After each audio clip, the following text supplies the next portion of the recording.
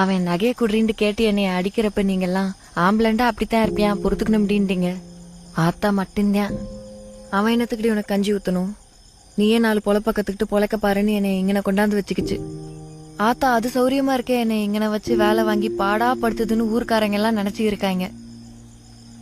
ஆனா நெசத்துக்கு ஆத்தா எனக்கு 6 துணையும் இல்லைண்டாலும் ஒரு பொம்பளை தனியா தைரியமா எப்படி பொழைக்கணும்னு பழக்கிருக்கு. இன்னைக்கு என் கையில ஒரு பொழப்பு இருக்கு. என் மயனை நான் கரை சேர்த்துட்டு கௌரவமா வாழ்ந்துருவேன். எனக்கு தைரியம் இருக்கு. இப்ப மட்டும் நான் அழுதேன். ஏண்டே நான் இல்லண்டா உனக்கு பொழைக்க தெரியாதாடே, அப்படியாடி நான் உன்னை வளர்த்தாண்ட ஆத்தா விளக்கு மாத்த எடுத்து என்ன வெளுத்து புரும்.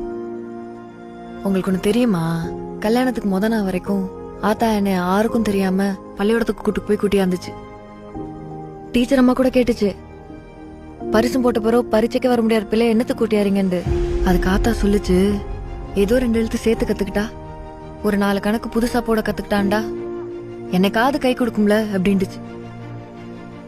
அது சொல்லுது, என் மயங்க மட்டும் விட்டாங்கண்டா என் மருமகளும் கூட்டியாருவேன் பள்ளியோடத்துக்கு கண்டுச்சு.